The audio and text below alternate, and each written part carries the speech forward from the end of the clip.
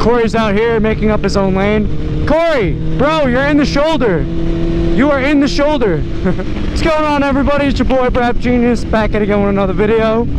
Today I'm going to be talking about the moment that I knew I wanted to be a Gixxer rider, and kind of, you know, my thought process on what got me into Gixxers in general. So when I started riding in general, I was on dirt bikes. I had a Yamaha, a YZ125. And then when I got into street bikes, I ended up getting a Ninja 650 for my first bike. So I was Yamaha and Kawasaki. So when I was ready to move on from the Ninja, I figured I wanted to get, you know, a sport bike. I was probably going to get like a Yamaha R6 I was looking at.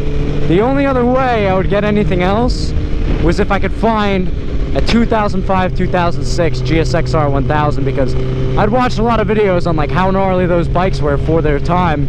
And they were in my price range for, you know, what I was looking to spend on a bike. So that was a big factor for me looking into it. But the moment I knew that I wanted a Gixxer, I was still on my Ninja. I was, you know, a relatively new rider. I'd only been riding for maybe like, you know, 2 months. And I'm going through some sick back roads up in the middle of nowhere. It's dusk, it's getting dark, it's on the darker side of it. And I'm riding, and I just see out of this corner in front of me, this Gixxer comes whipping through. This guy almost drags his knee through the corner. It's got an aftermarket headlight on it.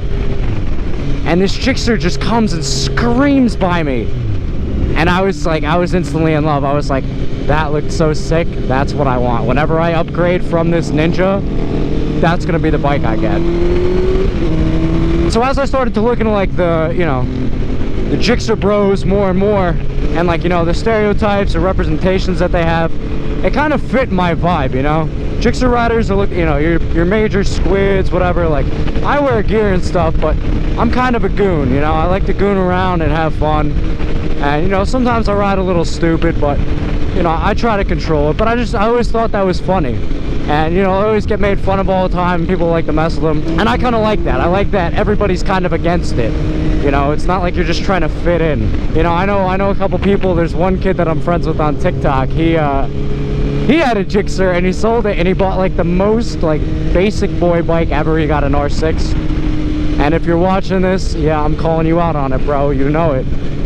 But he got the R6, and now he makes fun of Gixxers. But he literally does it because he got made fun of for riding Gixxers. So he's like, let me get the one thing that nobody will ever make fun of me for, which is an R6. Love to be part of that community and just, you know, troll everybody else, especially if I could be fast. Like, don't get me wrong, like, I am not a great rider at all. I have tons of growth that I still need to do when it comes to riding, but, you know, I can still outride a lot of people. So if they make fun of a Gixxer, and then I show them up on a Gixxer, you know, that's a great day for me, man. By the way, I forgot to tell you guys who I'm out with today. I'm out with the boys on the Harleys, and the Suzuki Boulevard right here is Corey. I got Scott in the middle, and I got Smith up front. We're kind of just going for a nice cruise today. It's like 90-something degrees. Also, when I found this bike on Craigslist, because I got this bike back when Craigslist was still a big thing, you know, I saw it and I was instantly in love. And the guy was asking for way too much for like what I could afford, and I'm like, that bike is beautiful and it's definitely worth what you're asking. I don't have that much money. And he's like, oh, you gotta come check this bike out, man, you know, you'll change your mind. And I'm like, dude, I appreciate it, but I can't spend that much on a bike.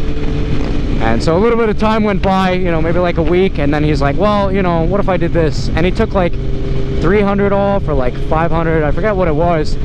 But I sat back, and it was still like 500 over my budget. But I'm like, you know what, for an extra $300-500, like, is that really gonna make or break my life?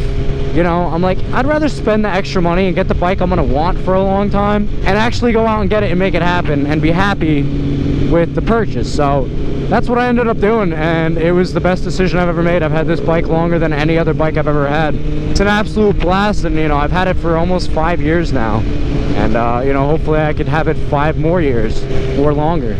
I'd like to keep this bike forever if I can.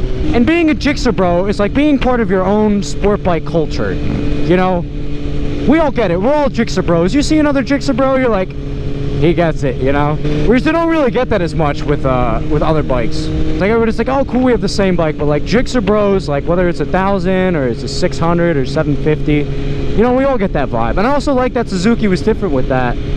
That, you know, they have the 750s, and I was considering a 750 before I found this bike too, because they're just great balance of power. And you can knock on them all you want, but Gixxers are also like super comfortable for the sport bikes. You know, the Yamaha R6, I absolutely love that bike. This is not a knock on them, but that bike has a very aggressive stance. And if you're not in race mode all the time, it does get uncomfortable over time. Whereas like this sport bike, like I could ride this thing for hours and be perfectly fine. So your body positioning on it is really good, even though this specific 1000 is like the size of a 600 when it comes to like the frame and everything. Corey's out here making up his own lane. Corey, bro, you're in the shoulder. You are in the shoulder. Slow look, press, roll, look at that. Roll through that turn, baby. But the real reason I got a Gixxer is because I just wanted to do hood rat stuff with my friends. The singular headlight threw me off for a while when I first saw them, but they kind of grew on me. And, you know, they really stand out when you look at bikes. You know, every bike has their own distinctive look, but I do feel like a lot of them look the same. And the fact that this has that, like, singular light, you know, I absolutely love it. And then this specific Gixxer, like, I feel like the body lines on this thing are still pretty relatively good for, like, today's standard, even in the 2020s. Like, this thing held up relatively well in terms of looks. I still think it's a beautiful bike even after all these years, which can't be said about all the bikes, you know.